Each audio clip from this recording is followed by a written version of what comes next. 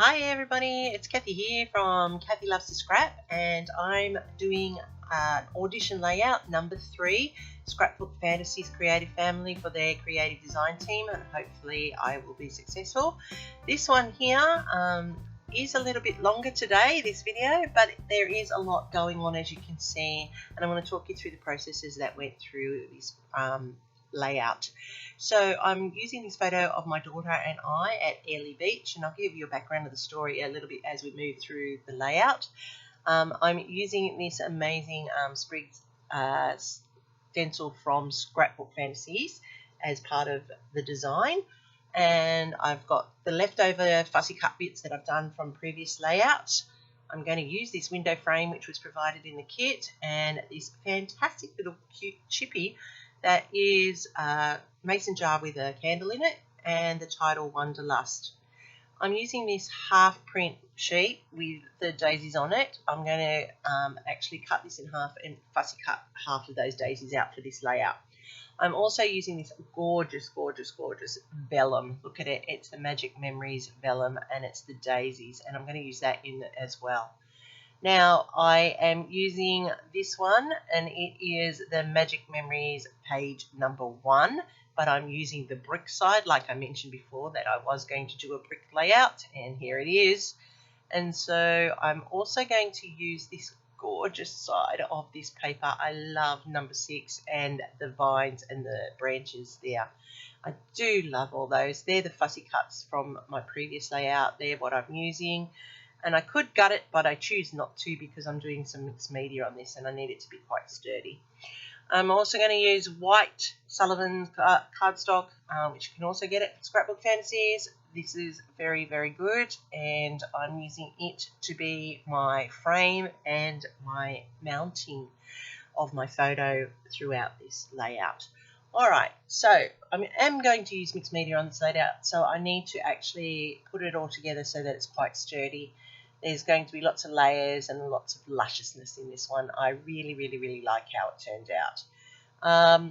As I said, it's a photo of my daughter and I. We were at Airlie Beach on our cruise. We'd gotten onto our tuk-tuk and we went for a ride around the main part of Airlie Beach, and our driver took us round to this hotel, and they were having a wedding and the people were setting it up, and so he knew who they were and he said, you know, can the girls get a photo? It's got beautiful Airlie Beach coastline in the background through the drapery on that archway, and yeah, so we were lucky enough to get that photo. It was great. He was a fantastic driver. So I'm cut out the brickwork here, and I'm just done it as a staggered, like it's pulling it away. Didn't want it to be a solid block. I wanted it to be jagged and a little bit torn from the page. So I am going to adhere it all into place so that I can start working my layout with the mixed media. It's really important that it is in place, and I do it one strip of tape at a time so that I don't get any ripples or any bubbles, and that it's nice and flat. I'm going to adhere that down over it, and it does go right to the edge. It doesn't stop on the pattern to paper, it goes right to the white edge, and I want it to be that full effect. So you can see that it's sitting in there. Now when I'm putting this one down, I want to make it quite sturdy. That's because it is going to get moist with the mixed media, but I don't seal it all until I'm finished building the layers underneath it. So as we move through the thing, you'll see that I build layers on top. Now I'm going to actually put the little window frame over here, and because it's going to be part of my mixed media, I'm marking in with my pencil where it's going to sit, so that when I use the stencil and the modelling paste, I know where to build from, so that it doesn't look silly, but it looks like it's actually coming from the window frame. I've got a bit of packaging here that I'm adding the modelling paste to, and I'm just going to grab enough for what I want. I don't need too much because I'm not overkilling the mixed media, but I am adding it in. I'm going to use my cocoa coloured spray to tint it. I don't actually want it fully coloured. I just want it to have a bit of a colour, not totally dark or dense. I want it to be subtle. And so I'm just adding a few drops of this colour into it, and it makes it into a pinkish colour, which reflects the colours in the paper, and I think it's nice and marries beautifully. Best thing about packaging for mixing, once it's finished, I don't need to keep it, I can throw it away. And let's face it, we've got plenty of that lying around our houses. So I'm just going to add a little bit more colour here because it's just not quite the right tint yet. And I find that using the distress sprays to do the colouring is a lot easier. It just blends and mixes nicer and gives me the colours that I'm working with. Alright, so I'm going to take this stencil now and I'm going to build my topiary or drapery of the branches around the brickwork. I look at it and I think, where is the photo going to go? Where am I going to build up my embellishments? I need it to be embedded authentically into the page. And the best thing about this stencil, it mimics the vines and the boughs on the paper. So it all ties nicely together. And that's where these coordinating extras that you can get from Scrapbook Fantasies work well with the projects, because they do coordinate and they are nice. So I've done 4 on that side and I've done 3 on the other. Now I've added another one that makes it 4, and now you'll see I'm going to add a really long one up here to the top, and that makes 5 on that side and 4 on the other, which is altogether 9 of the boughs, which is odd. And you know, I follow the rule of odds. Nature follows the rule of odds, so it only makes sense that that's what I'm doing. I've got these chippies, and yes, they're beautiful when they're in their raw state, but they're also more complementary to a layout if you can marry it into the colours of the papers, the colours of the embellishments. So I'm using this great colour from Tim Holtz. It's a paint, it's a distress paint, and it's called Weathered, I think it's called, oh no, here it is, it's called Weathered Wood, and I love that colour. It's my favourite colour at the moment. I don't know why, I just keep going back. Now I want the frame, I don't want it white because white doesn't blend well with the background, and I don't want it to stand out so dramatically. So what I've done is I've got the distress oxides in the spun sugar and I'm layering it up here. And then I go in with my pumice stone and I'm just going to distress it with the pumice stone. That makes it looks a bit antique, a bit old, a bit weathered. And just to edge it off, I'm going to use the Victorian Velvet, and that will give it the shadow it needs to be off the page. I'm not going to add it greatly across there, I'm just going to put it around the edging, and that just lifts that frame nicely. So I've added colour to it. It's very easy to add, and I am very happy with the outcome. And I'm really sorry about the notifications going off in the background. That happens sometimes. Alright, so I'm laying the frame on top of that vellum. Okay, so I want the vellum to be peeking through the window frame, and it gives that opaque look, but with the daisies printed into the vellum, it's a nice touch. And when I put it onto the layout, it blends beautifully. So you can see that I've now sturdied up that frame, really made it more sturdy. So I'm just mounting my photo on white because I'm going to pop it off the brickwork, and I'm edging it with the Victorian Velvet once again to give it that shadowed effect when it's off the paper. So I've got some dimension magic here, and I'm just building like a glossy finish to the framework, which adds another element to the layout. And I just quickly trace over that, and I like it because the thin nozzle allows me to just use it like a pencil. And I do it over the letters of the title, Wanderlust, and I put it into the flame of that candle. So putting those to the side to dry, and while they dry, I'm now going to fussy cut these daisies because they're going to be part of my trellis. And when I fussy cut, I leave a thin white border around it. It's a messy border. It doesn't, because doesn't have to be exact. It doesn't need to be perfect. And because it's not, it blends nicely in and it allows you to fussy cut without ruining the design of the element you're cutting. All right, so everything on this layout now is pretty much dry. So my photo is going to go there, and I'm going to use some of this vellum, and I'm going to tuck it in under the bricks. So if you tuck it in underneath, it's another textured layer and another little bit of interest that ties it all together.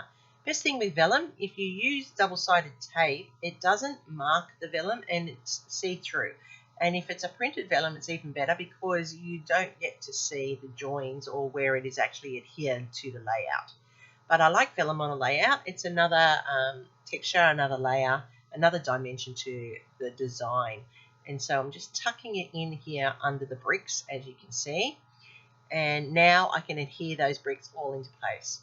Now, I love dimension, and that's really important on my layouts. I like to throw shadows. I like to have it lumpy and bumpy, and I want people to actually want to reach out and touch the page.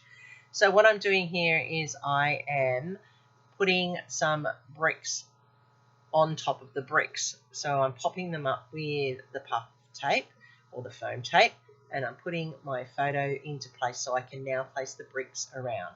So originally I've cut out 5 bricks because that's odd, and I thought, yep, that will be all. But as you can see, as I place them around, it's just not looking full enough for my liking. So I do play with placement. And so even though I've put down the original one, you'll see that I've changed my mind. That's important too, that you realise that not everything goes together so well. It just comes in one at a time. And this here at the top just is that extra one. And I tried to marry the brick pattern as close as I could to the one underneath or in the row so that it doesn't stand out and doesn't look false. All right, so I went and I cut another one because I realised that it just wasn't balanced enough. So I'm moving this one up and I'm tucking in that one into there. And yes, it does cover a bit of the modelling, but it's fine. All right, so that is where I'm working, and I'm very happy with how it's coming out. And I'm now layering up the daisies. So I have now got 2 lots of 3 bricks on there, so that's the odds, and I now have got the daisies being built in to it to build like a trellis. Behind the daisies I am sticking down some messy thread. So I've gone and got matching coloured thread and I make it into a mess by squiggling it up and tucking it in underneath the flowers, and it's just another little bit of a layer, another little bit of texture, and that ties that all together.